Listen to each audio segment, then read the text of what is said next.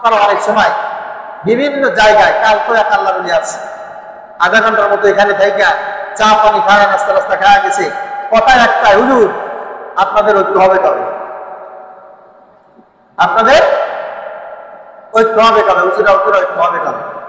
আমাদের ঐক্য নেই কবে? আমি আমার ভাষায় বলি, আমাদের ঐক্য নেই কবে? বলেন, ঐক্য নেই কবে? বিএনপির এক গ্রুপ আর এক গ্রুপকে মারিয়ে ফাটায় ফেলা দেয়, তো ওই দলের ভিতরেই তো ঐক্য নাই। কথা বলেন নাই? গতকালকে বরিশালে বিএনপির 2 গ্রুপ মারামারি হয়েছে, 5 জন আহত। তো একটা দলের নেতা কর্মীদের নিজেদের ভিতরে তো ঐক্য নাই। আওয়ামী লীগের এক গ্রুপ আর এক গ্রুপে মাথা ফাটায় দিয়েছে, এরকম নজির নাই মনে হয়। কথা বলেন?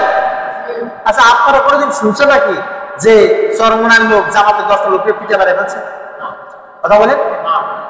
বা জামাতের 10টা লোক চরমনার 10টা লোককে পিঠে মারে ফেলছে শুনছেন কোনোদিন?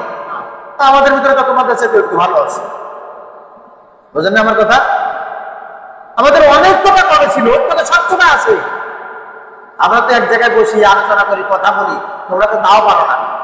জীবনে কোনোদিন আমরা যত জায়গায় এলাম আমরা এক জায়গায় বসেছি, আমাদের চেয়ার ভাঙ্গা হয়েছে কোনোদিন? মঞ্চ ভেঙে পড়ছে, একটা আরেকটার মাথায় বাড়ি দিয়ে চেয়ার মারছে কোনোদিন? তোমাদের নিজেদের তোমার ভিতরে এরকম, তোমাদের এত ঐক্য আসে কোন জায়গা থেকে? আমি আগে তোমাকে বলি, তুমি যারা বলছো, আমি মনে করি সময়ের ভিতরে আমাদের ঐক্য যথেষ্ট পরিমাণ আছে। আর বাকি যেটা, এটা সময় হলে হবে। সেই সময়টা কখন হবে এই জ্ঞান তোমার আমার নেই। ওই জ্ঞান আল্লাহ পাক যাদেরকে জাতীয় পর্যায়ে রেখেছেন তাদের ইলমে খুব ভালো পরিমাণ আছে, তারা খুব ভালো করে বুঝতে পারবে। মনে থাকবে ইনশাআল্লাহ, মনে থাকবে ইনশাআল্লাহ। প্রিয় ভাইয়ের আমার, আমি যেটা বলি তা হচ্ছে, দেখুন আপনি যে ঐক্য করছেন, আপনি নিজে কোন ঐক্যের পথে, ইসলামিক কোন দলের পক্ষে, আপনি এইটা আপনার জায়গাটা পরিষ্কার করেন।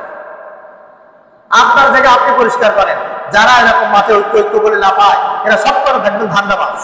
ও জীবনে কোনোদিন করে ইসলামিক দলকে সাপোর্ট করে না, ইসলামিক দলকে আদর্শ মানে না, ও অমুকের আদর্শ তমুকের আদর্শ পায় না, আমাদের ভিতরে ফাটল সৃষ্টি করার জন্য ও শুধু ঐক্যের কথা বলে। হ্যাঁ, হুজুররাই এক নাই, হুজুররা এক নাই, হুজুরা 2 হলো কবে? তবে আমি একটা কথা বলেছিলাম কিছুদিন আগেও, সেটা হচ্ছে আমাদের সমস্ত বিশ্বব্যাপী ইমামগণ চমৎকার কিছু মাযহাব আমাদেরকে ইসলামের উপরে সুন্দরভাবে প্রতিষ্ঠিত হওয়ার জন্য তারা আমাদেরকে দিয়েছেন। হানাফি, হাম্বলি, মালিকি, শাফি মাযহাব আছে না নাই? কোনদিন আমরা মনে করেন আমরা হানাফি মাযহাবের অন্তর্ভুক্ত, আমরা কোনদিন শাফি মাযহাবকে গালি দিয়েছি? কথা বলেন? আমরা এটা কোনদিন চেয়েছি এই পৃথিবী থেকে শাফি মাযহাব বিলুপ্ত হয়ে যাক, মালিকি মাযহাব বিলুপ্ত হয়ে যাক, হাম্বলি মাযহাব বিলুপ্ত হয়ে যাক? আপনারা চাইছেন তো কোনদিন? কিন্তু আপনারা কি ওই মাযহাবগুলো মানেন নাকি ইসলাম হানাফি মাযহাব মানেন? আমাদের প্রত্যেকটা ইসলামিক দলের পরে 100% সমর্থন আছে, ভালোবাসা আছে। কথা বলেন? প্রত্যেকটা ইসলামিক দলের পরে ভালোবাসা আছে, মুহাব্বত আছে, হৃদ্যতা আছে। প্রত্যেকে যেভাবে ইসলামিক দল করতেছে, রাজনীতি করতেছে, তাকে করতে দেন। তবে আপনি অন্তত পক্ষে একটা মাযহাবের পরে, একটা ইসলামিক দলের পরে আপনি থাকেন। যদি আপনি থাকেন, দেখবেন আল্লাহ পাক আপনাকে দ্বীনের উপরে রাখবেন। আপনি মওতের পরে আল্লাহকে বলতে পারবেন, আল্লাহ আপনার দ্বীনের জন্য কাজ করেছিলাম। আপনি তো দিন ছাড়া পরদিনকে দিন মনে করে একেবারে আজগর আলাইহিস সালাম হয়ে গেছেন। আপনার মতো বেজির দুনিয়াতে কেউ নাই।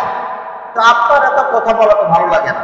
এজন্য আশা করি এই কথাগুলো যারা শুনছেন, অন্তত পক্ষে রাস্তাঘাটে এখানে সেখানে এই সমস্ত রাজনৈতিক কথা বলে নিজেও বিরক্ত হবেন না, অন্য কাউকে বিরক্ত করবেন না। মনে থাকবেন ইনশাআল্লাহ।